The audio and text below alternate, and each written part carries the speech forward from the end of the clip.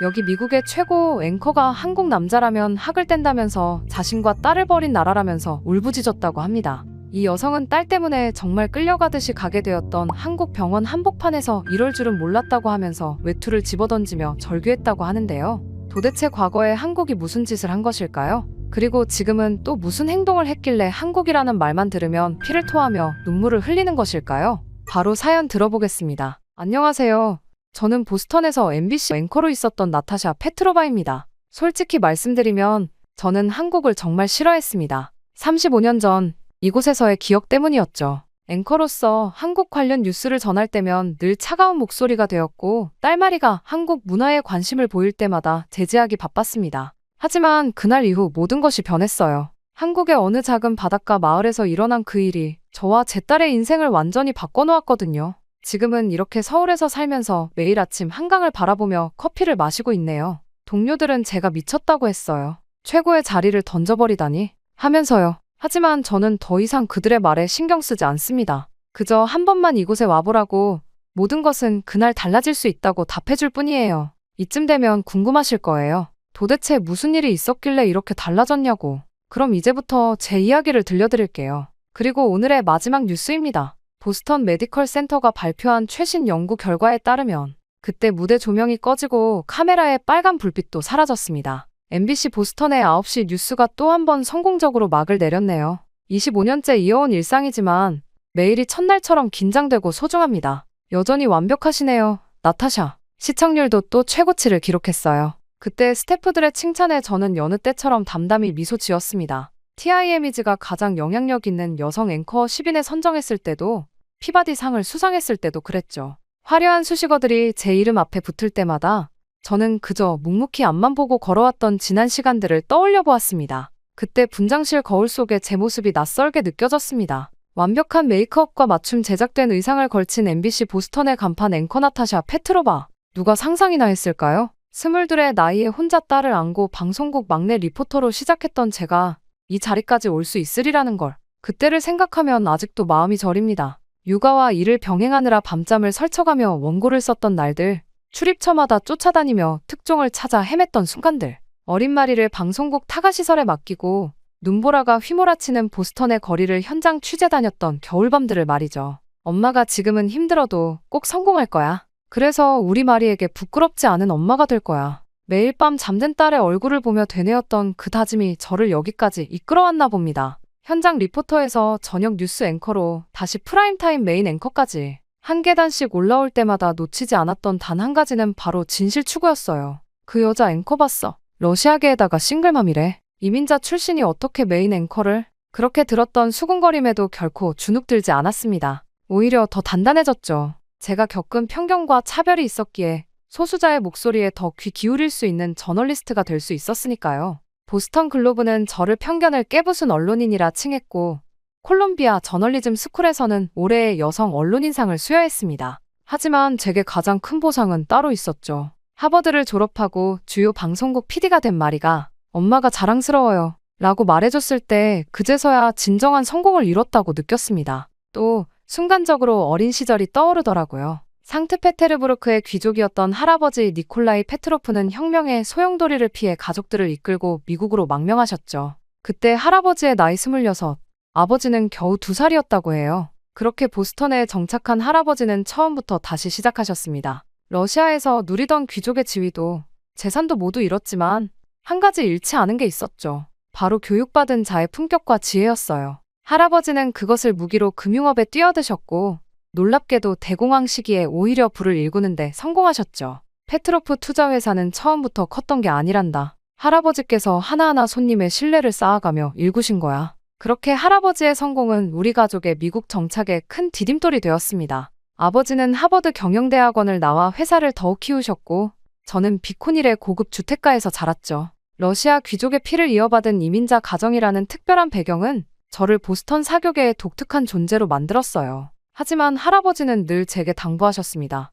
나타샤, 과거의 영광은 과거에 묻어둬야 한다. 우리는 이제 미국인이고 새로운 삶을 살아야 한다. 그 말씀대로 저는 미국에서 태어나 자랐지만 가슴 한켠에는 늘 이방인 같은 감정이 있었어요. 아마도 그래서 대학에서 저널리즘을 전공하면서도 국제 문제에 더 큰 관심을 가졌던 것 같습니다. 그렇게 시간이 흘러 1987년이 되었고 어느덧 저는 하버드 3학년이 되었습니다. 그러던 중 제게 특별한 기회가 찾아왔어요. 아시아 국가와의 교환학생 프로그램이었죠. 당시 지도교수님은 일본을 추천하셨습니다. 경제대국으로 부상하던 일본이 더 전망이 있다고 보셨거든요. 하지만 난 한국을 선택했어. 왜요, 엄마? 그 이야기를 들려주던 중 딸마리의 물음에 저는 잠시 생각에 잠겼습니다. 그래요. 왜 한국을 선택했을까요? 어쩌면 그때부터 운명이 저를 이끌고 있었는지도 모르겠네요. 당시 한국은 격동의 시기였어. 민주화 운동이 한창이었고 88올림픽을 앞두고 있었지. 젊은 저널리스트 지망생이었던 내게는 그 현장을 직접 보고 싶은 열망이 컸던 것 같아.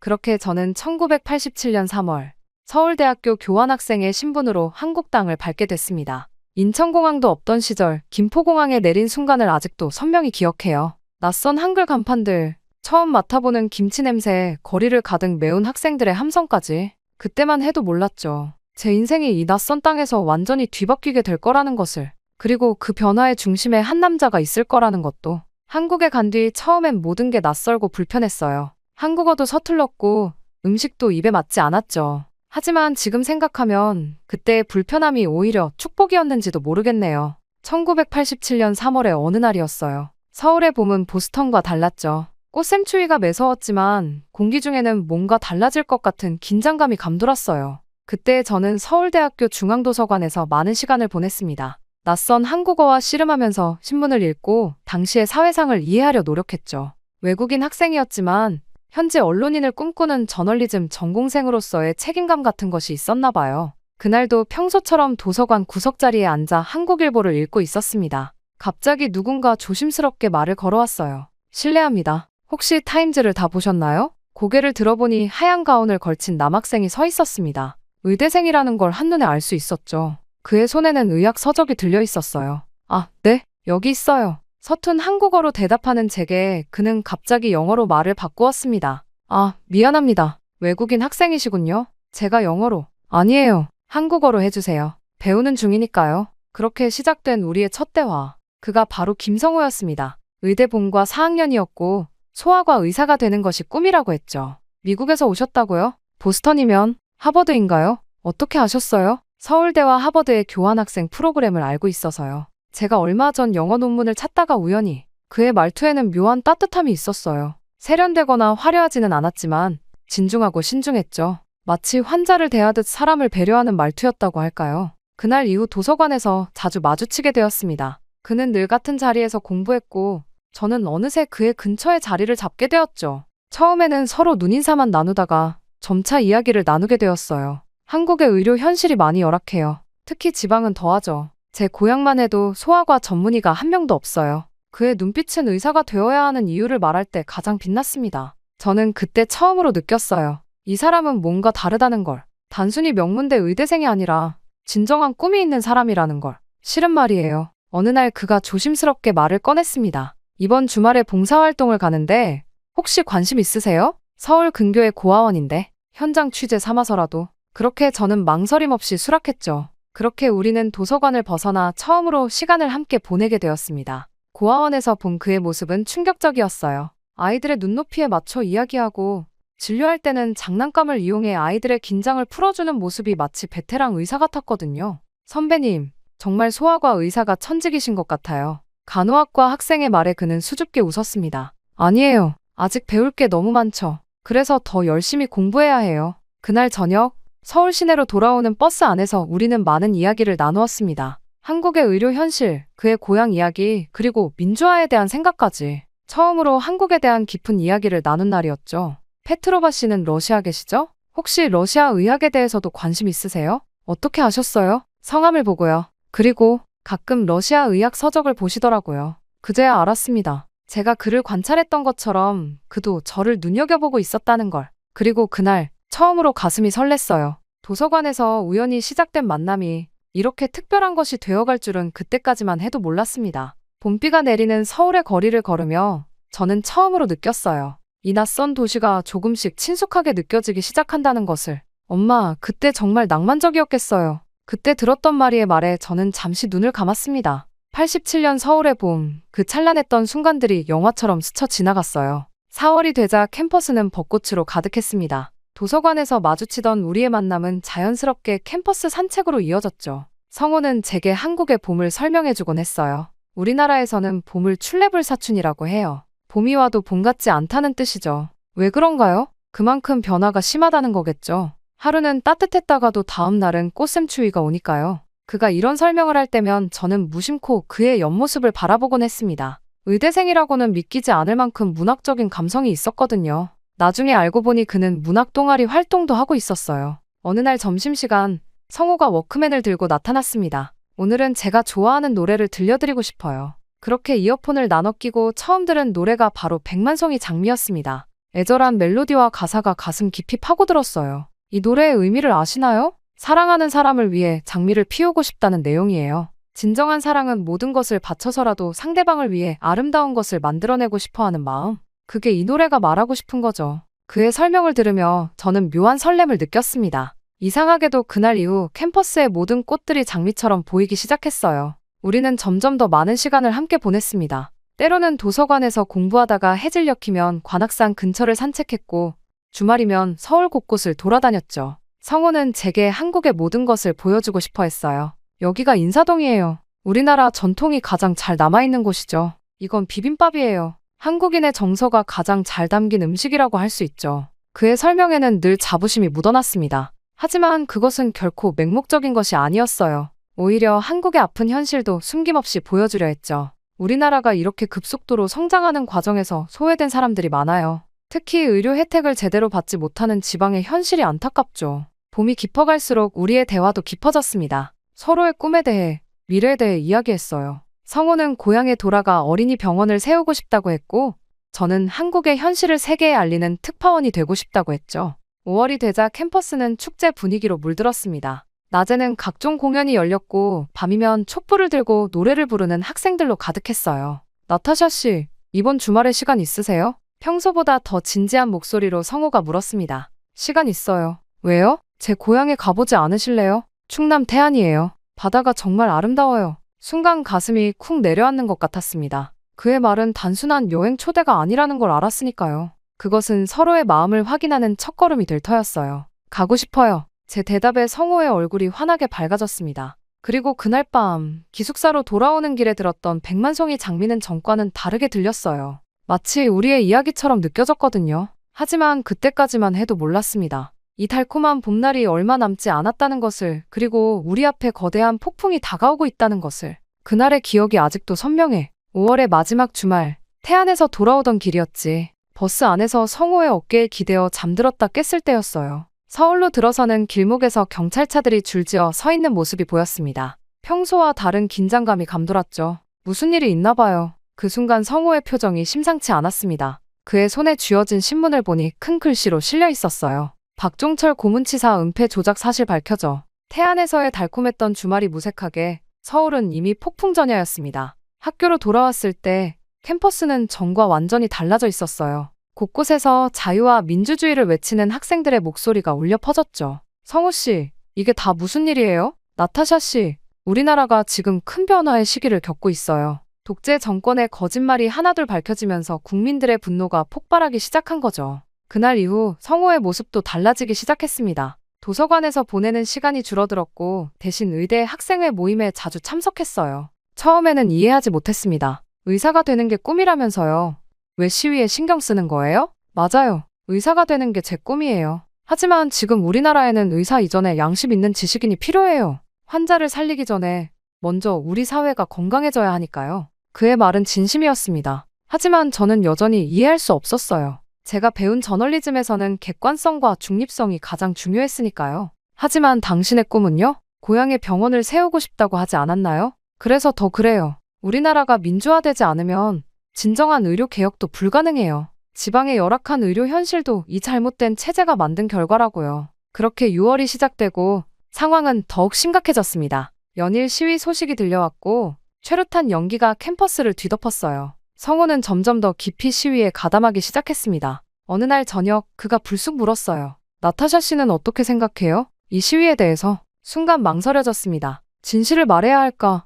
아니면 그의 마음에 맞춰줘야 할까? 솔직히 저는 이해할 수 없어요. 폭력적인 시위로는 아무것도 해결할 수 없다고 봐요. 당신이 다치면 어떡해요? 순간 성호의 눈빛이 흔들렸습니다. 그제야 알았어요. 제 말이 그의 마음에 깊은 상처를 남겼다는 것을. 폭력적이라고요? 최루탄을 쏘고 학생들을 연행하고 고문하는 건 누구인가요? 우리는 그저 진실을 요구하고 있을 뿐이에요. 그날 이후 우리 사이에는 미묘한 간극이 생기기 시작했습니다. 성우는 여전히 다정했지만 더 이상 시위 이야기를 꺼내지 않았어요. 대신 그의 눈빛은 날이 갈수록 더욱 결연해져 갔습니다. 6월 10일, 운명의 그날이 다가오고 있었습니다. 아무도 모르는 사이 역사는 조용히 그날을 준비하고 있었죠. 그리고 저는 곧 인생에서 가장 큰 선택을 해야 할 순간을 맞이하게 될 거란 걸 그때는 전혀 알지 못했어요. 나타샤 씨, 내일 시내에서 큰 집회가 있어요. 저 참가하려고 해요. 그날 밤, 저는 오랫동안 잠들지 못했어요. 백만송이 장미 테이프를 틀어놓고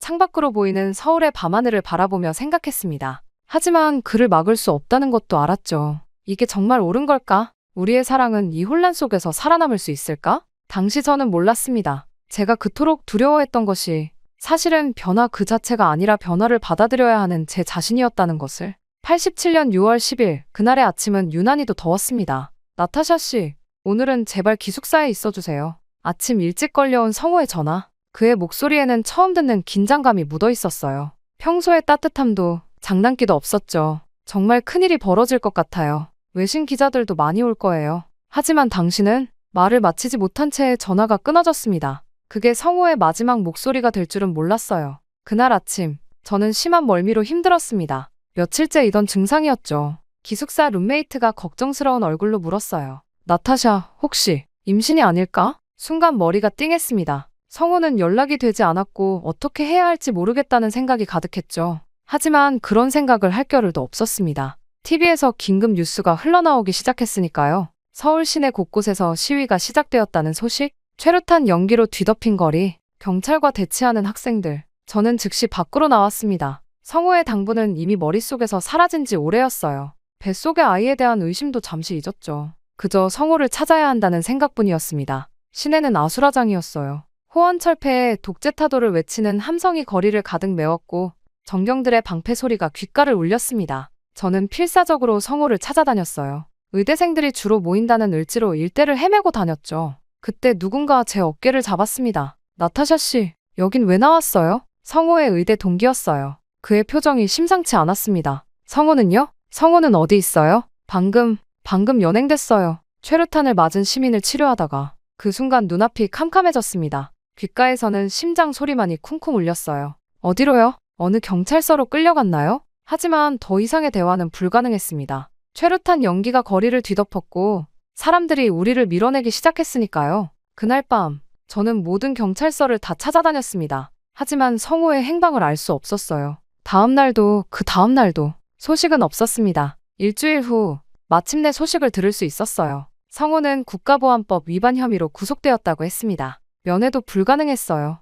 그리고 바로 그날 병원에서 임신 사실을 확인했습니다. 축하드립니다. 7주 정도 되셨네요. 순간 듣게 된 의사의 말이 마치 먼 곳에서 들리는 것처럼 희미했어요. 창밖으로는 여전히 시위 함성이 들렸고 최루탄 연기가 피어올랐습니다. 그날 저녁 미대사관으로부터 전화가 왔어요. 주한미국 대사관에서 교환학생들의 즉각적인 귀국을 권고한다는 내용이었습니다. 내 신변이 위험할 수 있어. 당장 돌아가는 게 좋겠다. 지도 교수님의 목소리였습니다. 저는 선택의 기로에 섰습니다. 성호를 기다릴 것인가 아니면 결국 저는 비행기에 올랐습니다. 뱃속의 아이를 지키기 위해 그리고 어쩌면 도망치기 위해서였을지도 모르겠어요. 떠나는 날 김포공항에서 마지막으로 백만송이 장미 테이프를 들었습니다. 성호가 건네준 그 테이프를 가슴에 품은 채로요.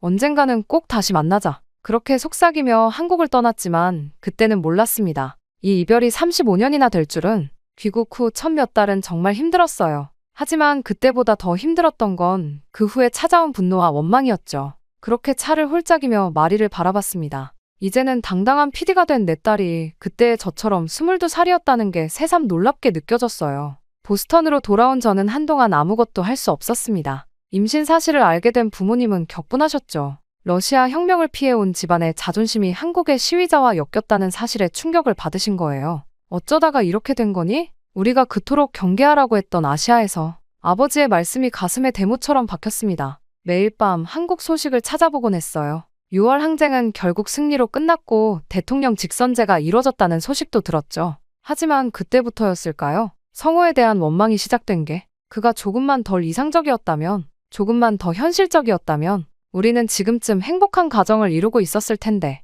그의 선택이 우리 모두의 인생을 바꿔버렸다고 생각했어요. 이기적이라는 걸 알면서도 그의 정의감과 신념이 미워졌습니다. 가을이 되자 MBC 보스턴에 인턴 제의가 들어왔어요. 지도 교수님의 추천이었죠. 저는 일에 파묻혔습니다. 생각할 틈을 주지 않으려고 했던 거예요. 낮에는 방송국에서 일하고 밤에는 법대원 공부를 했죠. 12월, 눈보라가 몰아치던 날 마리가 태어났습니다. 아기 이름은 뭐로 하시겠어요? 마리 페트로바요. 성호의 성을 붙이지 않았어요. 그때는 그조차도 원망스러웠으니까요. 한국이라는 나라 자체가 저에겐 금기가 되어버렸습니다. 닿으면 안 되는 곳, 돌아보면 안 되는 운명. 그렇게 생각했어요. 시간은 빠르게 흘렀습니다. 마리는 하루가 다르게 자라났고 저는 점점 방송국에서 인정받기 시작했어요. 특히 한국 관련 뉴스를 전할 때면 더욱 철저하게 감정을 숨겼습니다. 88올림픽 성공 소식을 전하면서도 냉소적인 어투가 되곤 했죠. 저들의 성공이 무슨 의미가 있나? 내 인생을 망가뜨린 곳인데.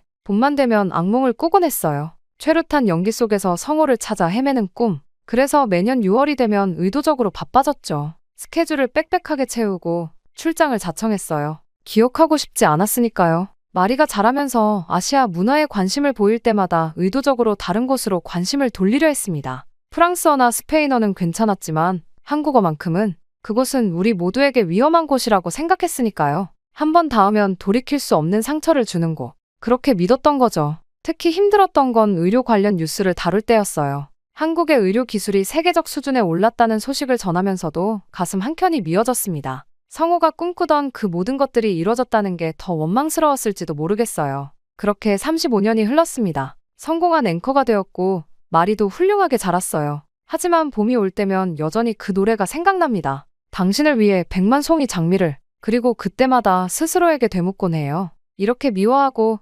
원망하고 부정하는 것이 정말 그를 잊기 위해서였을까? 아니면 영원히 기억하고 싶어서였을까? 사실 징후는 이미 여러 번 있었습니다. 지난해 겨울부터였을까요? 마리가 자주 피곤해하기 시작했어요. 처음에는 과로 때문이라고 생각했죠. PD라는 직업이 원래 체력이 많이 필요한 일이니까요. 엄마, 요즘 몸이 너무 무거워요. 관절도 아프고. 과로일 거야, 마리. 넌 늘 이래 너무 열심히잖아. 바쁜 일상 속에서 저는 그녀의 작은 신호들을 애써 무시했습니다. 아니, 어쩌면 무시하고 싶었는지도 모르겠어요. 피부에 작은 발진이 생겼을 때도, 갑자기 열이 오르내렸을 때도 단순한 피로나 스트레스라고 치부해버렸죠. 특히 신경 쓰이던 건 마리의 입술이 자주 파래지는 증상이었어요. 그때마다 마리는 웃으며 말했죠. 괜찮아요, 엄마. 요즘 스트레스 때문일 거예요. 새로운 프로그램 기획하느라 바빠서. 2024년 2월의 어느 날이었습니다. 평소와 다름없이 뉴스를 진행하고 있었죠. 다음 소식입니다. 한국의 의료 시스템이 또다시 세계의 주목을.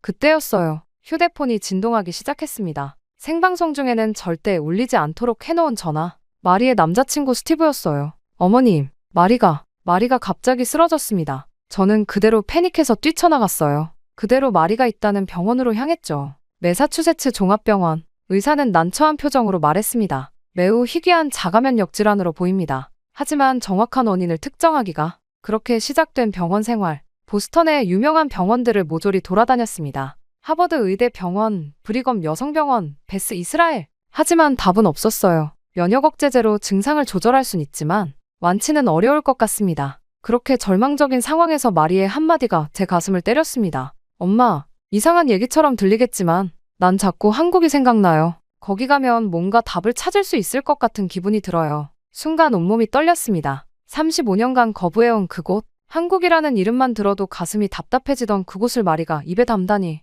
마리, 미국의 의료 기술이 세계 최고야. 굳이 그곳까지. 하지만 마리는 이미 많은 것을 알아보고 있었어요. 엄마도 알잖아요. 요즘 한국의 의료 기술이 얼마나 앞서 있는지. 특히 희귀질환 치료는 피할 수 없는 운명이었을까요? 그날 밤, 저는 처음으로 한국의 병원들을 검색해보기 시작했습니다. 마리가 건넨 태블릿에는 이미 수많은 정보가 담겨 있었어요. 이 병원 봐요, 엄마. 미국에서도 치료를 못 받은 환자들이 여기서 완치됐대요. 사실 꺼려했던 만큼 두려웠습니다. 하지만 마리의 상태는 날이 갈수록 악화되었어요. 미국의 어느 병원도 뚜렷한 해결책을 제시하지 못했죠. 또한 동료들은 저를 만류했습니다. 지금이 중요한 시기잖아요. 시즌 피날레를 앞두고. 하지만 이미 마음은 정해졌어요. 제가 그토록 미워하고 부정했던 그곳으로 가야만 했습니다. 딸을 살려야 했으니까요. 그렇게 저는 한국행 비행기를 예약했습니다. 인천공항으로 향하는 비행기 안에서 저는 35년 전 김포공항을 떠나던 그날을 떠올렸어요. 그때는 도망치듯 떠났지만 이제는 딸을 살리기 위해 돌아가는 거예요. 마리가 제 손을 꼭 잡았습니다. 딸아이의 손을 잡고 나서야 두근대는 마음이 진정되는 것 같았죠. 순간 그런 생각이 들었습니다. 35년 동안 거부해온 운명이 이렇게 우리를 다시 그곳으로 이끄는 걸지도. 그렇게 한국행 비행기 티켓을 예약하면서 문득 깨달았습니다. 제가 그토록 두려워했던 건 어쩌면 한국이나 성우가 아닌 바로 저 자신이었던 걸까요? 변화를 거부하고 과거에 갇혀 살아온 저 자신. Ladies and gentlemen, welcome to Incheon International Airport. 순간 기내 방송이 흘러나왔습니다. 이제 더 이상 도망칠 수 없어요. 35년 만에 다시 밟는 한국 땅에서 우리는 어떤 운명을 마주하게 될까요? 서울의 대형 병원들을 전전하며 2주가 흘렀습니다. 죄송합니다만 좀 더 지켜봐야 할 것 같네요. 새로운 치료법을 시도해 볼 수는 있지만 매번 같은 말들의 반복이었어요. 유명하다는 병원은 모두 찾아갔지만 마리의 상태는 나아질 기미가 보이지 않았죠. 그러던 어느 날 병실에서 마주친 할머니 한 분이 불쑥 말을 건네셨습니다. 아가씨, 혹시 자가면 질환인가요? 네, 그러면 태안의 김성호 원장님을 찾아가 보세요. 우리 손자도 그분한테 완치받았어요. 순간 귀를 의심했습니다. 김성호라니, 그 이름을 다시 듣게 될 줄은. 외국에서도 많이들 찾아온다더라고요. 특히 희귀병은 그분한테 가면 답을 찾는다고. 태안으로 향하는 길, 차창 밖 풍경은 35년 전과 완전히 달라져 있었습니다. 비포장도로는 반듯한 고속도로가 되어 있었고 허름했던 시골 마을은 깔끔한 관광지로 변해 있었어요. 바닷바람이 여전히 차창을 두드렸지만 그 속에 실린 이야기는 달라져 있었죠. 저기가 신도시예요. 10년 전만 해도 다 바다였는데. 택시 기사의 설명을 들으며 제 기억 속에 태안과 현재의 태안이 겹쳐지고 있었습니다. 여기가 김성호 원장님 병원입니다. 그렇게 택시 기사가 멈춰선 곳은 깔끔한 3층 건물이었어요. 태안연합의원이라는 간판 아래 원장 김성호라는 이름이 선명했습니다. 시골 병원이라기엔 믿기지 않을 만큼 깔끔했습니다. 그렇게 딸과 접수 데스크에 다가서자 태블릿 PC가 건네졌습니다.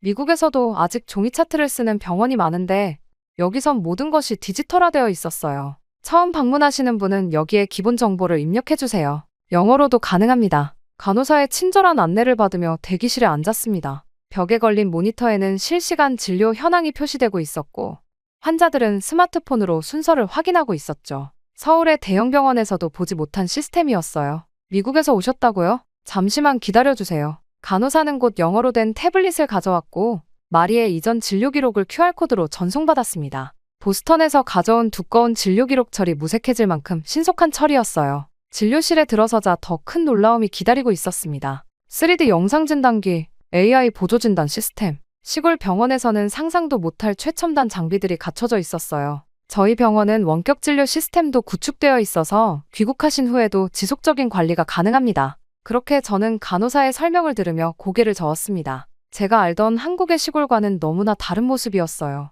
그리고 이런 시스템을 시골 병원에 구축했다는 사실이 성호의 변하지 않은 신념을 보여주는 것 같았습니다. 마침내 진료실 문이 열렸습니다. 흰머리가 듬성듬성한 의사가 고개를 들었고 우리의 눈이 마주쳤어요. 35년의 세월이 흘렀지만 그의 눈빛만은 변함없었습니다. 안녕하세요. 저는 나타샤. 시간이 멈춘 듯한 침묵이 흘렀습니다. 성호였어요. 그런데 이분은 마리를 바라보는 성호의 눈빛이 달라졌어요. 제 딸입니다. 아, 순간 성호의 눈이 크게 떠졌습니다. 무언가를 직감한 듯했어요. 하지만 그는 곧 전문가의 눈빛으로 돌아왔습니다. 치료는 즉시 시작되었습니다. 기존 치료는 증상만 억제하려 했어요. 하지만 우리는 근본적인 원인을 찾아야 합니다. 성호는 마리의 상태를 완전히 새로운 관점에서 분석했어요. 3D 영상 진단으로 미세한 혈관의 변화까지 체크하고 AI 시스템으로 수천 건의 유사 사례를 분석했죠. 첫 일주일, 마리의 피부 발진이 눈에 띄게 감소했습니다. 엄마, 간밤에 처음으로 가려움 없이 잘 잤어요.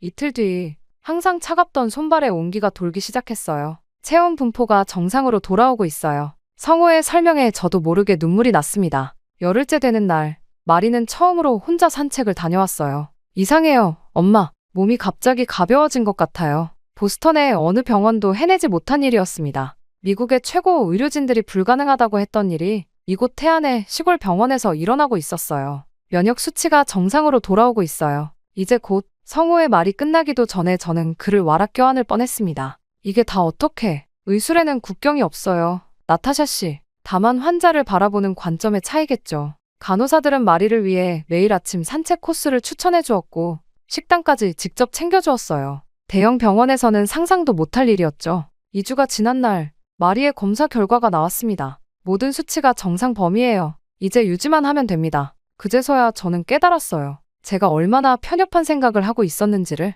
35년 동안 한국을 미워하고 거부했지만 정작 제 딸을 살린 건 이곳이었다는 걸. 원장님, 혹시 저녁에 시간 되시나요? 같이 식사라도. 마리가 조심스럽게 물었습니다. 성우는 잠시 망설이더니 부드러운 미소를 지었어요. 그럴까요? 오랜만에 찾아온 손님들인데. 그렇게 저는 성우와 병원을 나서고 근처 레스토랑으로 향했습니다. 시골에서 이런 최첨단 병원을. 서울에서도 제의가 많았을 텐데요. 성우는 잠시 와인 잔을 들여다보더니 말을 이었습니다. 민주화가 된다고 해서 모든 게 바로 좋아지는 건 아니더군요. 의료 불균형 문제는 오히려 더 심해졌어요. 대형 병원들은 더 커지고 지방은 의료 사각지대로 남겨지고. 그래서 결심했죠. 진정한 민주주의는 의료 혜택도 평등해야 한다고. 그래서 이런 첨단 장비들을 환자들이 서울까지 가지 않아도 되게 하고 싶었어요. 돈이 있는 사람만 좋은 치료를 받을 수 있는 건 또 다른 형태의 독재니까요. 마리가 감탄한 듯 물었습니다. 그래서 해외 환자들도 받으시는 거예요? 처음엔 우리 지역 주민들을 위한 거였어요.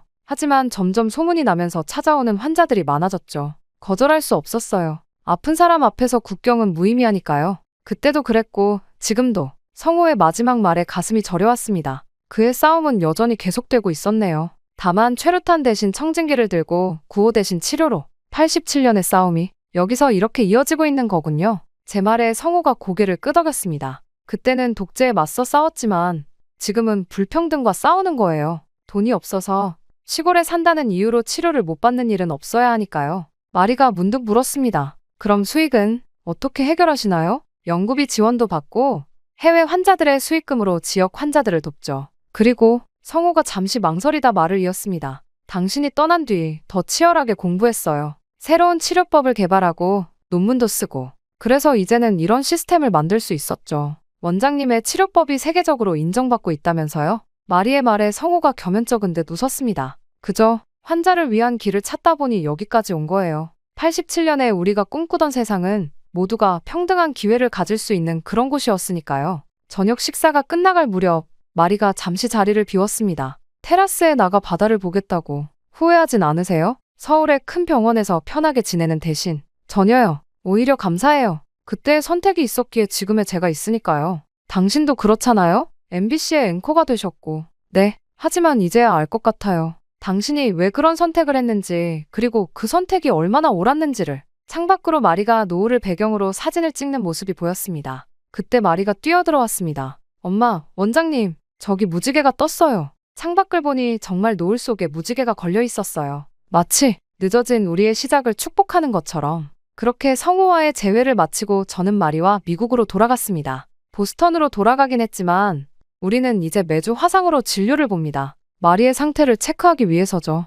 그리고 성우의 얼굴을 보기 위해서이기도 해요. 가끔 그 노래를 들을 때면 생각합니다. 성우는 결국 자신만의 방식으로 100만 송이 장미를 피워냈다고. 그리고 이제는 저도 제 안에 장미를 피워낼 차례라고요. 그렇게 저는 한국 덕분에 일상으로 돌아갈 수 있었습니다. 그리고 방송국으로 다시 출근하게 되었죠. 오늘의 특별 뉴스입니다. 미국 의료계가 주목하는 한국의 신의료 시스템. 방송이 끝나고 메이크업을 지우는데 메시지가 도착했습니다. 엄마, 오늘 방송 잘 봤어요. 마리의 메시지에 미소가 지어졌습니다. 1년 전 태안에서의 기적 같은 시간이 떠올랐어요. 마리는 완전히 달라졌습니다. 차가웠던 손발에 온기가 돌고 피부 발진도 사라졌어요. 무엇보다 그 아이의 눈빛이 달라졌습니다. 생기가 돌아온 거죠. 나타샤 씨, 마리의 상태가 이렇게 좋아진 건 성우가 진료실에서 설명했던 말이 생각납니다. 서양 의학은 증상을 각각 분리해서 보는데 우리는 몸 전체의 균형을 봐요. AI 진단도 그런 방식으로 설계했죠. 실제로 마리는 3개월 만에 완전히 달라졌습니다.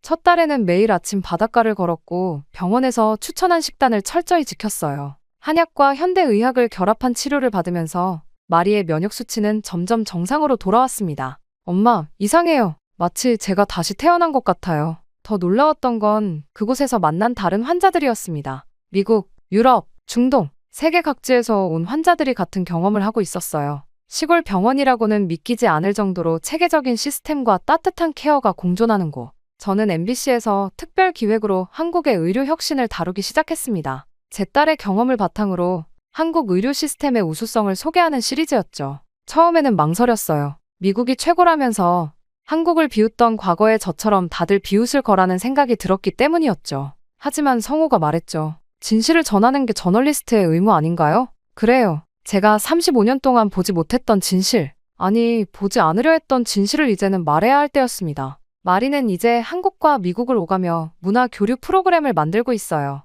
특히 의료 관광 다큐멘터리를 기획 중이라고 하네요. 자신의 경험을 다른 사람들과 나누고 싶다나요? 엄마, 우리가 편견에 사로잡혀 있었던 거죠? 마리의 말에 고개를 끄덕였습니다. 언제부턴가 저는 매일 아침 태안에서 보냈던 그 시간들을 떠올립니다. 바닷가를 걸으며 본 일출, 시골 병원에서 만난 따뜻한 사람들, 그리고 성우의 흰머리가 된 모습까지. 지금도 매주 화상 진료를 합니다. 마리의 상태를 체크하기 위해서죠. 때로는 성우와 이런저런 이야기를 나누기도 해요. 그의 꿈은 여전히 현재 진행형입니다. 더 나은 의료 시스템을 만들기 위해 연구하고 지방 의료의 질을 높이기 위해 노력하고 다음 달에 보스턴에서 의료 컨퍼런스가 있어요. 성우의 말에 가슴이 설렜습니다. 우리는 천천히 다시 시작하고 있습니다. 35년이라는 시간은 결코 짧지 않았지만 그만큼 우리를 성숙하게 만들었나 봅니다. 이제는 알 것 같아요. 왜 그토록 한국을 부정하고 싶었는지. 그건 제 안의 두려움이었던 거죠. 변화를 받아들이는 것, 편견을 깨는 것, 그리고 진정한 사랑을 인정하는 것에 대한 두려움. 오늘도 백만 송이 장미를 들으며 출근합니다. 이제 이 노래는 더 이상 아픔의 기억이 아니에요. 우리 모두의 새로운 시작을 알리는 노래가 되었으니까요. 태안의 바닷가에 정말로 무지개가 떴던 그날처럼 우리의 삶에도 새로운 빛이 비치기 시작했습니다. 그리고 이제는 자신 있게 말할 수 있어요. 내 딸을 살린 건 한국이었다. 고. 내 편견을 깨운 건 한국이었다. 고. 그리고 내 인생의 새로운 봄도 한국에서 시작되었다. 고. 제 이야기는 여기까지입니다. 길었던 이야기를 들어주신 모든 분들께 감사의 말씀 전하고 싶어요. 행복하세요. 다른 곳은 몰라도 한국은 절대 안 돼. 얼마나 극악무도한 줄 알아? 한국인들보다는 중국인들이나 일본인들이 훨씬 낫다고.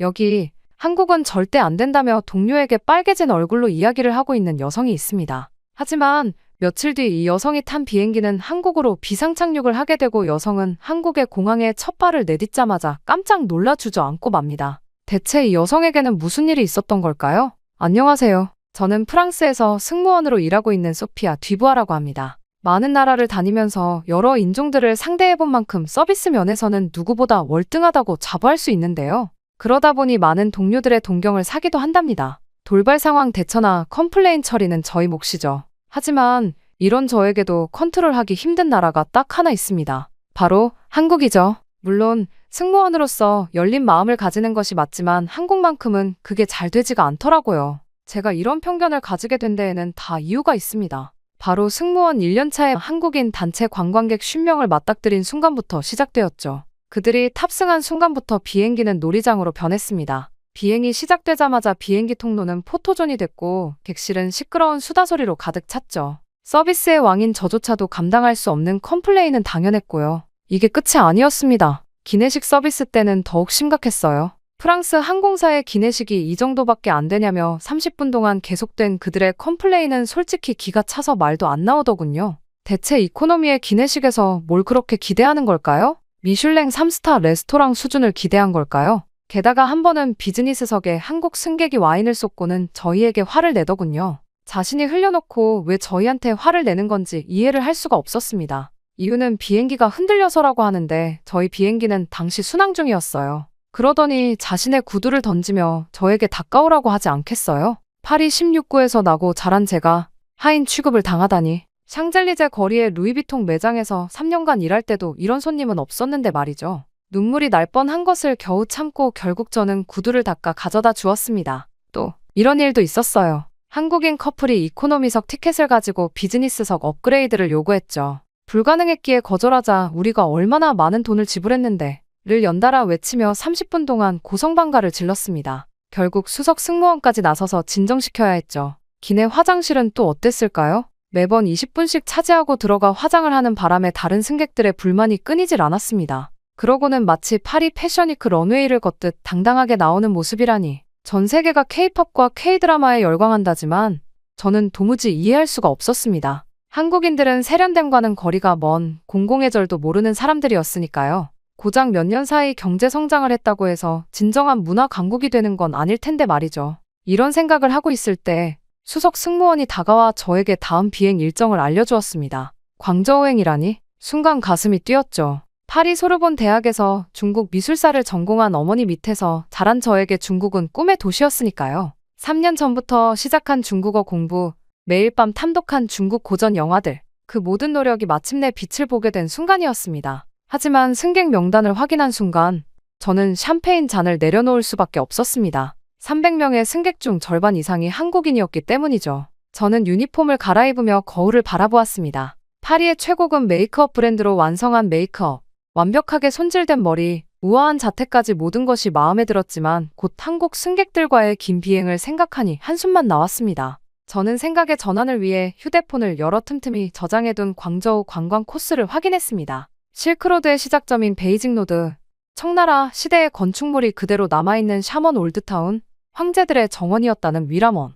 마치 루브르 박물관을 처음 방문했을 때처럼 가슴이 설렜습니다. 13시간의 비행은 까다로운 한국 승객들만 잘 견디면 되는 일이었습니다. 샹젤리제 거리의 까다로운 관광객들도 매일 상대하는데 이 정도쯤이야. 하지만 그때까지만 해도 전혀 몰랐습니다. 이 비행이 제 인생을 완전히 뒤바꿔 놓을 거라는 것을 말이죠. 옷 매무새를 가다듬고 브리핑룸으로 향하며 저는 마지막으로 립스틱을 점검했습니다. 완벽한 파리지앵다운 모습이었죠. 하지만 이게 제 마지막 평화로운 순간이 될 줄은 몰랐습니다. 그리고 제가 그토록 무시하던 그들의 나라에서 제 인생 최고의 순간을 맞이하게 될 줄은 꿈에도 생각하지 못했죠. 계단을 내려가며 중얼거렸습니다. 13시간만 참자. 그리고 내 꿈의 도시 광저우에서 신나게 노는 거야. 에펠탑이 파리의 상징이듯 제 편견도 그만큼이나 높이 쌓여 있었습니다. 그리고 그 편견이 무너지는 데에는 예상치 못한 비상착륙이라는 운명의 장난이 필요했던 거겠죠. 그리고 며칠 뒤 비행이 시작된 지 5시간. 제 예상은 완벽하게 들어맞았습니다. 비즈니스석의 한국 승객들은 마치 파리의 노천 카페라도 되는 양 시끄럽게 담소를 나누었고 이코노미석에서는 30분마다 호출을 해댔죠. 보르도 와인을 서빙하며 저는 한숨을 내쉬었습니다. 그때였어요. 갑자기 비행기가 심하게 흔들리기 시작했습니다. 난기류는 흔한 일이라 대수롭지 않게 여겼지만 이상하게도 흔들림이 점점 더 거세졌습니다. 승무원 여러분은 객실 서비스를 중단하고 좌석에 착석해 주시기 바랍니다. 기장의 호출을 받고 카트를 고정하려는 순간 비행기가 크게 요동쳤습니다. 소피, 엔진에 문제가 생겼어요. 기장님이 비상착륙을 검토하고 계세요. 수석 승무원의 긴장된 목소리에 순간 머리가 하얘졌습니다. 5년간 에어프랑스에서 근무하며 한 번도 겪어보지 못한 상황이었죠. 그때 기장의 기내 방송이 들려왔습니다. 승객 여러분, 현재 우측 엔진에 기술적인 문제가 발생했습니다. 승객 여러분의 안전을 위해 인천국제공항으로 비상착륙을 결정했음을 알려드립니다. 인천이라고요? 파리의 미슐랭 레스토랑처럼 격식 있는 타오이안 공항도 있고 완벽한 서비스로 유명한 후쿠오카 공항도 있는데 하필 한국이라니요. 다른 공항은 안 되나요? 저의 당황한 질문에 돌아온 수석 승무원의 대답은 단호했습니다. 인천공항이 정비시설도 가장 좋고 활주로도 길어서 안전하다는 거였죠. 꿈에 그리던 광저우는 미뤄지게 된 겁니다. 게다가 흔들리는 비행기 안에서 승객들의 동요도 커져갔습니다. 특히 한국 승객들의 반응이 극심했죠. 위험한 거 아니에요? 환불은 어떻게 되나요? 호텔은요? 다음 항공편 연결은요? 마치 베르사유 궁전의 귀족들처럼 끝없는 요구사항을 쏟아냈습니다. 정비에 최소 24시간이 소요될 예정입니다. 항공사에서 호텔을 제공해드리며 수석 승무원의 안내 방송이 이어졌지만 제 귓가에는 들리지 않았습니다. 24시간이라고요? 파리의 최고급 호텔에서도 견디기 힘들 것 같은 시간이었습니다. 예약해둔 광저우의 호텔도 맛집도 미술관도 모든 계획이 물거품이 되어버렸죠. 비행기가 고도를 낮추며 인천의 야경이 보였습니다. 반짝이는 불빛들이 마치 저를 비웃는 것만 같았죠. 괜찮아. 그냥 호텔에만 있으면 돼. 룸서비스 시키고 중국 다큐멘터리나 보면서 저는 착륙 준비를 하면서 애써 마음을 진정시키려 했지만 맘처럼 되지는 않았습니다. 옆자리에 마리앤이 위로의 눈빛을 보냈지만 파리의 우아한 카페에서 보내야 할 시간을 한국에서 보내야 한다는 생각에 마음이 전혀 가라앉지 않았죠. 승객 하차를 돕는 동안에도 한국 승객들의 요구사항은 끝없이 이어졌습니다. 호텔 배정에 불만을 표시하고 다음 항공편 보상을 요구하고 프랑스라면 상상도 할 수 없는 광경이었죠. 24시간이라니 이걸 어떻게 버티지? 그때까지만 해도 전혀 몰랐답니다. 제가 그토록 피하고 싶었던 이곳에서 평생 잊지 못할 추억을 만들게 될 줄은요. 에펠탑의 화려함만을 찾던 제가 전혀 다른 아름다움을 발견하게 될 줄은 꿈에도 생각하지 못했으니까요. 그렇게 모든 일을 처리하고 급하게 비행기에서 내렸을 때 저는 깜짝 놀라고 말았습니다. 처음 본 인천공항의 시설이 너무 좋았기 때문이죠. 아니, 솔직히 상상 이상이었습니다. 프랑스의 공항보다도 훨씬 좋아 보이더군요. 하지만 저는 곧장 머리를 좌우로 흔들며 이런 생각을 쫓아냈습니다. 이건 그저 겉으로 보이는 화려함일 뿐일 테니까요. 그렇게 공항을 나서서 저는 호텔행 버스에 몸을 실었습니다. 그렇게 호텔행 버스에 몸을 실은 지 30분쯤 지났을까요? 갑자기 극심한 어지러움이 밀려왔습니다. 아마도 갑작스러운 비상착륙과 스트레스 때문이었겠죠. 파리의 개선문부터 시작해 끝없이 이어지는 네온사인들이 한데 뒤섞여 보이기 시작했습니다. 소피, 괜찮아요? 옆자리의 마리 앤이 걱정스러운 목소리로 물었습니다. 대답하려는 순간 속이 뒤틀렸습니다. 마치 뱃멀미를 하는 것처럼, 아니 그보다 더 심한 구토감이 올라왔죠. 고속도로 한복판이라 차를 세울 수도 없었습니다. 식은땀이 흐르기 시작했고 머릿속이 시끄러웠습니다. 기사님, 가장 가까운 병원으로 가주실 수 있을까요? 마리 앤이 앞좌석으로 달려가 상황을 설명했습니다. 공항 의료센터가 가장 가깝습니다. 24시간 운영하는 데다 외국인 진료도 가능해요. 그렇게 공항으로 돌아가는 길은 마치 파리에서 마르세유까지 가는 길처럼 느껴졌습니다. 속은 계속해서 뒤틀렸고 머리는 종소리처럼 울렸죠. 의료센터에 도착했을 때는 이미 제 얼굴은 하얗게 변해 있었습니다. 간신히 문을 열고 들어서는데 누군가가 재빨리 다가왔어요. 괜찮으세요? 어디가 불편하신가요? 완벽한 프랑스어 발음과 함께 들려온 따뜻한 목소리에 저는 깜짝 놀랐습니다. 본토 발음이라고 해도 믿을 정도였으니까요. 혹여나 파리 사람일까 하는 기대감에 저는 재빨리 고개를 들었습니다. 민재라고 합니다. 파리에서 3년간 유학했어요. 하필 한국인이라니. 속으로 한숨을 쉬었지만 지금은 그런 걸 따질 상황이 아니었습니다. 겨우 증상을 설명했는데 민재는 놀라운 속도로 의료진을 호출했고 그의 프랑스어는 마치 파리 태생의 네이티브처럼 자연스러웠습니다. 심한 스트레스성 위염과 편두통이네요. 의사의 진찰이 끝나고 링거를 맞게 되었습니다. 이 정도 증상이면 종합병원에서 정밀검사를 받아보시는 게 좋을 것 같은데 민재의 말에 고개를 저었습니다. 파리로 돌아갈 때까지 그냥 호텔에서 버티면 될 일이었죠. 강남에 프랑스어를 하는 의료진이 있는 병원이 있어요. 제가 동행해드릴 수 있는데 거절하려다 갑자기 찾아온 두통에 결국 수긍할 수밖에 없었습니다. 택시에 오르는 순간부터 놀라움의 연속이었죠. 택시 기사는 프랑스어로 된 내비게이션을 사용했고 실내는 파리의 고급 택시만큼이나 깔끔했습니다. 창밖으로 펼쳐지는 서울의 야경은 충격적이었습니다. 반짝이는 고층 빌딩들, 세련된 건물들, 깔끔하게 정돈된 거리, 마치 파리의 라데팡스 지구를 보는 것 같았죠. 저기가 한강입니다. 민재의 설명에 고개를 돌렸는데 순간 숨이 멎는 줄 알았습니다. 센 강변의 야경도 이렇게까지 아름답진 않았거든요. 병원에 도착하자 또 한 번 놀랐습니다. 한밤중인데도 파리의 대학병원보다 더 현대적인 시설에서 의료진들이 바쁘게 움직이고 있었습니다. 접수부터 진료까지 모든 과정이 체계적이고 신속했죠. 파리에서도 이런 병원은 본 적 없어요. 무심코 내뱉은 말에 민재가 미소를 지었습니다. 처방받은 약을 타러 가는 동안 민재가 따뜻한 차를 건네주었습니다. 마치 파리의 최고급 티하우스에서 마시는 것처럼 향긋했죠. 약국을 나와 거리를 걸으며 놀란 것은 한밤중인데도 거리가 활기찼다는 점이었습니다. 늦은 시간임에도 불구하고 사람들이 자유롭게 거리를 활보하고 카페에는 손님들로 가득했어요. 여자 혼자 이렇게 늦게 다녀도 괜찮은가요? 제 질문에 민재는 당연하다는 듯 고개를 끄덕였습니다. 서울은 세계에서 가장 안전한 도시 중 하나예요. 파리의 밤거리보다 훨씬 안전하죠. 심지어 이후 들른 편의점은 더욱 놀라웠습니다. 마치 작은 식료품점 같은 규모의 모든 것이 구비되어 있다는 점이 놀라웠어요. 심지어 24시간 동안 영업을 한다니 프랑스에서는 상상도 할 수 없는 일이었죠. 게다가 와인 선택권도 파리의 작은 와인샵 못지않았어요. 내일도 괜찮으시다면 서울의 다른 모습도 보여드리고 싶은데 호텔로 돌아가는 길에 민재가 조심스럽게 제안했습니다. 평소였다면 단호히 거절했을 겁니다. 하지만 그날 밤은 달랐어요. 어쩌면 서울의 야경 때문이었을까요? 아니면 제가 미처 몰랐던 한국의 모습을 발견한 설렘 때문이었을까요? 좋아요. 제 입에서 나온 대답에 저도 놀랐습니다. 민재는 저희 대답에 미소를 지으며 저를 호텔까지 데려다 주었죠. 이후 호텔 로비에 도착해서 민재가 마지막으로 한 말은 오랫동안 머릿속에 맴돌았습니다. 프랑스에는 문화가 있다면 한국에는 정이 있어요. 처음엔 시끄럽고 정신없어 보일 수 있지만 그만큼 따뜻한 마음을 가진 사람들이죠. 방으로 돌아와 창밖을 바라보았습니다. 파리의 밤하늘과는 다른, 하지만 분명 그만큼 아름다운 별들이 반짝이고 있었죠. 이상하다. 내가 알던 한국이 아닌데. 그리고 민재의 마지막 말이 자꾸 생각났습니다. 문화와 정, 세련됨과 따뜻함.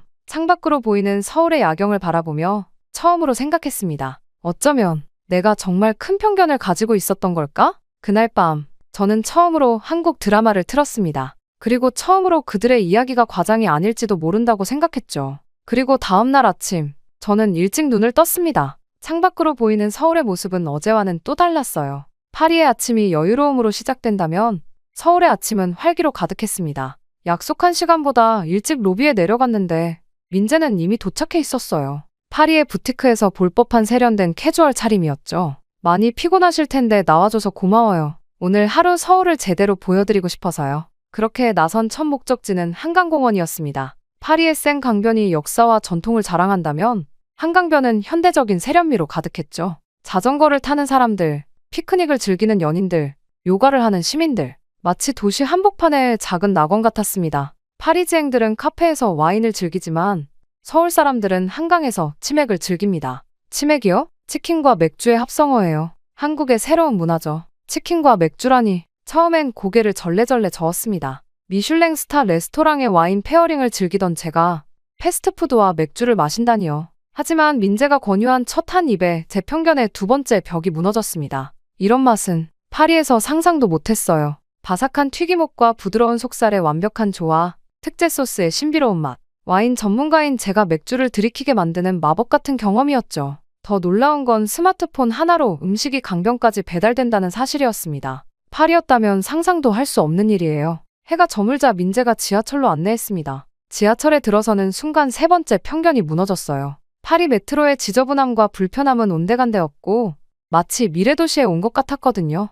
와이파이가 끊기지 않아요? 서울의 지하철에선 그런 걱정은 안 하셔도 됩니다. 이후 동대문에 도착하자 밤 10시가 넘었는데도 거리는 낮보다 더 활기찼습니다. 쇼핑몰마다 최신 트렌드의 옷들이 가득했고 가격은 믿기지 않을 정도로 합리적이었죠. 파리의 빈티지 숍들이 무색해질 만큼 다양한 스타일과 퀄리티. 게다가 다음날 아침 호텔 배송 서비스라니. 이제 진짜 서울의 맛을 보여드릴게요. 자정이 넘어 도착한 종로의 고깃집. 프랑스라면 이런 시간에 문을 여는 식당은 상상도 할 수 없었죠. 삼겹살이 지글지글 구워지는 동안 테이블은 온갖 반찬으로 가득 찼습니다. 정갈하진 않았지만 그 풍성함은 미슐랭의 코스 요리보다 더 인상적이었어요. 이렇게 쌈을 싸서 드셔보세요. 한 입에 모든 게 조화롭게 어우러지는 맛. 네 번째 편견이 무너지는 순간이었습니다. 새벽 2시, 저희는 24시간 카페로 자리를 옮겼어요. 파리의 어떤 파티세리도 이 시간엔 문을 열지 않는데 이곳은 여전히 사람들로 북적였죠. 디저트의 퀄리티는 파리의 명성 높은 디저트 샵과 비교해도 전혀 뒤떨어지지 않았습니다.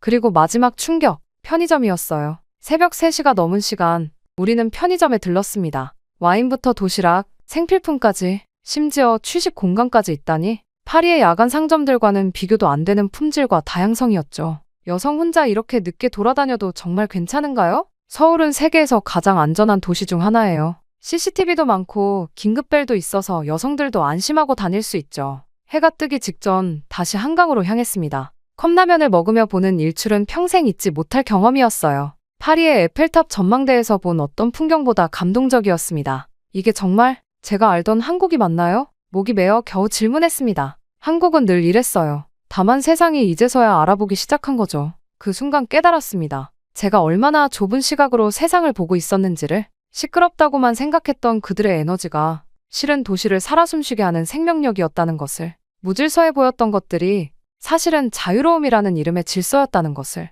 민재씨, 솔직히 말할게요. 전 한국이 싫었어요. 시끄럽고 무례하고 세련되지 못한 나라라고 생각했거든요. 하지만 이제는 눈물이 차올라 말을 잇지 못했습니다. 민재는 그저 미소를 지을 뿐이었죠. 아직 보여드릴 게 너무 많은데 시간이 모자라네요. 곧 떠나야 한다는 생각에 가슴이 아파왔습니다. 더 이상 한국이 무서운 나라가 아니었어요. 오히려 더 알고 싶어졌죠. 한강의 활기찬 밤, 골목골목의 숨은 맛집들, 24시간 불이 꺼지지 않는 도시의 열정, 새벽 하늘을 물들이는 붉은 태양을 보며 결심했습니다. 민재씨, 혹시 한국에서 일하는 건 어떻게 하면 될까요? 이제 더 이상 돌아갈 수 없을 것 같았습니다. 제 마음은 이미 이 도시의 포로가 되어버렸으니까요. 해가 떠오르는 한강을 보며 생각했습니다. 이곳에서 새로운 인생을 시작하고 싶다고. 파리지행의 오만함을 버리고 서울의 열정을 배우고 싶다고 말이죠. 그렇게 시간이 다 되어 호텔룸으로 돌아가 짐을 정리하던 중 전화가 왔습니다. 비행기 수리가 예상보다 빨리 끝났다는 소식이었죠.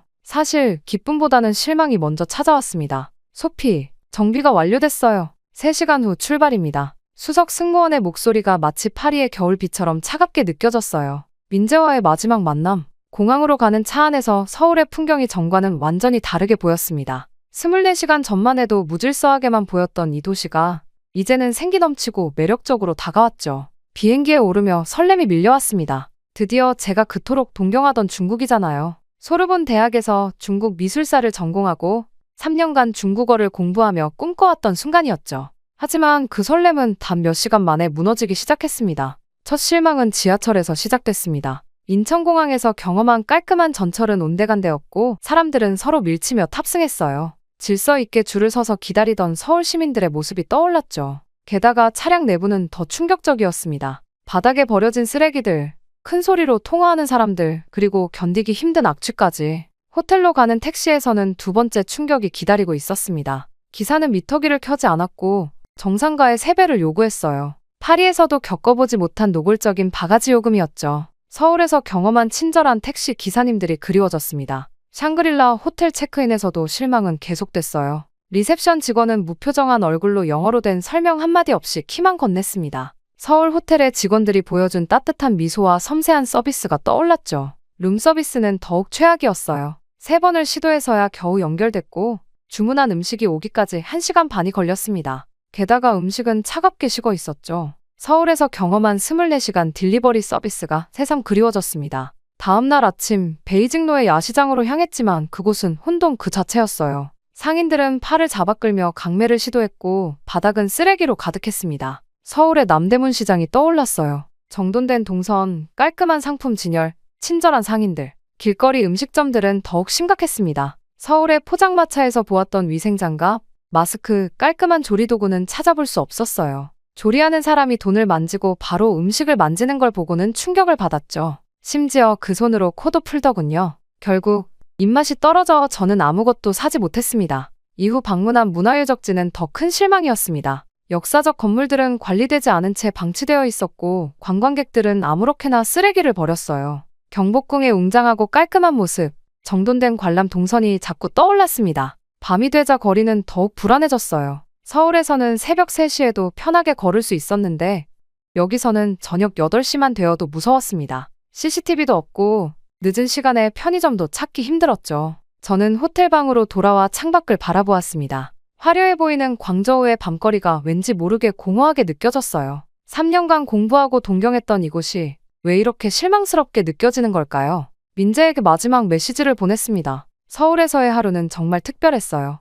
평생 잊지 못할 것 같네요. 파리행 직항 항공권을 예약하면서 생각했습니다. 때로는 우리가 동경하던 것이 실망으로 다가올 수 있고 편견을 가졌던 것에서 뜻밖의 감동을 발견할 수 있다는 걸요. 창밖을 바라보며 중얼거렸습니다. 이제 파리로 돌아가야겠어요. 짐을 싸면서 생각했습니다. 광저우에서의 실망스러운 경험과 서울에서의 예상치 못한 감동. 이 모든 것을 안고 이제는 제 도시, 파리로 돌아갈 시간이었습니다. 그리고 이제 파리에서 저는 달라진 시선으로 세상을 바라보게 될 것 같았어요. 편견 없이 그리고 더 열린 마음으로 샤를드골 공항에 도착하자마자 휴대폰을 켰습니다. 스크롤을 내리다 우연히 발견한 대한항공 채용 공고를 보는 순간 심장이 멎는 듯 했어요. 마치 운명처럼 느껴졌죠. 소피야, 너 미쳤니? 동료 소피가 제 얼굴을 걱정스럽게 바라보았습니다. 사직서를 제출하는 제 손이 떨리고 있었거든요. 난 결심했어. 서울에서 보낸 그 하루가 내 인생을 바꿔놓았거든. 그렇게 저는 매일 밤 한국어 공부에 매진했습니다. 처음에는 한글 자음과 모음을 쓰는 것조차 힘들었지만 하나씩 익혀갔죠. 퇴근 후에는 한국어 학원으로 달려갔고 주말에는 파리의 한인마을에서 한국 문화를 접했습니다. 놀라워요. 한국어 선생님이 제 숙제를 보시면서 감탄하셨어요. 밤새 연습한 한글이 노트를 가득 채우고 있었거든요. 민재와는 매일 메시지를 주고받았습니다. 처음에는 서툰 한국어로 대화를 시도했지만 점차 자연스러워졌어요. 민재는 제가 모르는 한국 문화에 대해 하나하나 설명해 주었고 저는 그의 이야기에 푹 빠져들었습니다. 오늘 시험 보는 날이죠? 화이팅! 시험장으로 향하는 아침, 민재가 보낸 응원 메시지를 받았습니다. 떨리는 마음을 진정시키며 시험장으로 들어섰어요. 3개월이 지나고 마침내 대한항공 합격 통지를 받았습니다. 그 순간의 기쁨은 말로 표현할 수 없었어요. 에어프랑스 동료들은 여전히 제가 미쳤다고 생각했지만 저는 확신에 차 있었습니다. 인천공항에 다시 섰을 때 이번에는 승무원이 아닌 지상직 직원으로서였죠.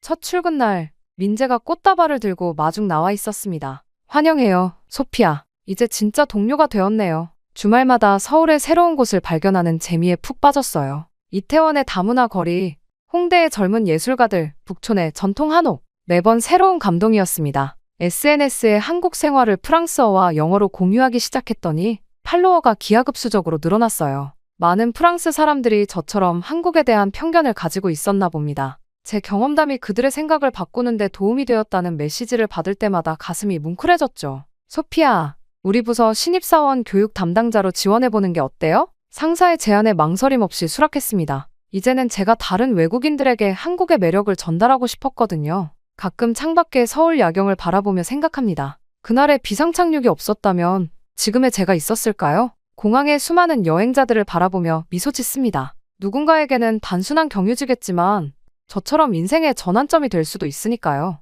인생에서 가장 행복한 착오는 한국행 비상착륙이었어요. 신입사원 교육에서 제 이야기를 시작할 때마다 이렇게 말합니다. 그리고 그들의 눈빛에서 저와 같은 설렘을 발견할 때면 제가 선택한 이 새로운 삶이 얼마나 특별한지 다시 한번 깨닫게 되죠. 이제 서울은 제 두 번째 고향이 되었습니다. 매일 아침 출근길에 마시는 아메리카노, 점심시간에 즐기는 칼국수, 퇴근 후 들르는 치맥까지 이 모든 일상이 제게는 특별한 행복으로 다가옵니다. 소피아, 이번 주말엔 에어프랑스 근무하는 옛날 동료들 만나러 가요. 샤를드골에 도착하면 제가 공항 투어 한번 시켜달라고 했거든요. 어느 날 민재가 건넨 말에 웃음이 났습니다. 이제는 고향 파리가 그저 그리운 추억의 장소가 되었으니까요. 한국에서의 삶은 제가 상상했던 것보다 훨씬 더 풍요로웠습니다. 밤늦게 퇴근해도 안전하게 귀가할 수 있는 거리, 24시간 불이 꺼지지 않는 편의점, 새벽에도 따뜻한 국밥을 먹을 수 있는 식당. 파리에서는 상상도 할 수 없었던 일상의 편리함이 이제는 너무나 당연해졌어요. 특히 한국의 빠른 의사결정 문화와 효율성은 제게 큰 깨달음을 주었습니다. 파리에서는 하나의 변화를 만들기 위해 수많은 회의와 결제가 필요했지만 여기서는 합리적인 제안이라면 바로 실행으로 이어지죠. 제가 제안한 외국인 승객 응대 매뉴얼도 한 달 만에 현장에 적용되었을 때는 정말 놀라웠어요. 직장 문화도 마음에 듭니다. 수직적일 것이라는 편견과 달리 아이디어와 의견을 자유롭게 나눌 수 있는 분위기예요. 회식 문화도 변했더군요. 무조건 술을 강요하는 게 아니라 맛집 탐방이나 문화생활로 대체되는 경우가 많아졌답니다. 한국의 빨리빨리 문화는 이제 제게 단순한 속도가 아닌 더 나은 것을 향한 열정으로 보입니다. 지하철 노선이 새로 생기고 택지가 개발되고 새로운 기술이 일상에 적용되는 속도는 여전히 신기해요. 변화를 두려워하지 않고 받아들이는 이 문화가 제 인생도 변화시켰나 봅니다. 제 책상 한켠에는 그날의 비상착륙 공지가 적힌 종이가 액자에 담겨 있어요. 그 옆으로 첫 월급으로 산 한글 서예 작품이 걸려 있죠. 시작이 반이다라는 문구입니다. 한국에서 배운 가장 큰 교훈이에요. 시작하지 않았다면 아무것도 변하지 않았을 테니까요. 이제 저는 매일 아침 출근길에 생각합니다. 편견 없이 바라보면 모든 것이 새롭게 보인다는 것을. 그리고 때로는 우리가 피하고 싶었던 순간이 인생에서 가장 아름다운 전환점이 된다는 것을. 마치 제가 그날 우연히 서울에 착륙한 것처럼요. 여러분도 언젠가는 그런 순간을 만나게 될 거예요. 그때 두려워하지 말고 그 변화를 받아들이세요. 신입 직원 교육을 마칠 때마다 이렇게 말합니다. 그리고 그들의 눈빛에서 저와 같은 희망을 발견할 때면 그날의 비상착륙이 정말 운명이었다고 확신하게 되죠. 그리고 저는 이 운명을 계속해서 따라가려 해요. 이 곧 한국을 더 널리 알리고 나중에는 프랑스와 교류할 수 있는 프로그램까지 만드는 것이 저희 목표랍니다. 예전에 저라면 상상도 못할 일들을 지금 하고 있다는 것을 생각하면 가끔 웃음이 나고는 해요. 여러분도 만약 편견을 가지고 있는 게 있다면 꼭 마주해보기를 바랍니다. 마치 저의 비상착륙처럼 말이죠. 그러면 언젠가는 새로운 길이 열릴 거예요. 저처럼요. 저의 이야기는 여기서 끝이 나지만 저의 새로운 이야기는 이제 시작입니다. 부디 저의 앞날을 응원해 주시길 바랍니다. 감사합니다.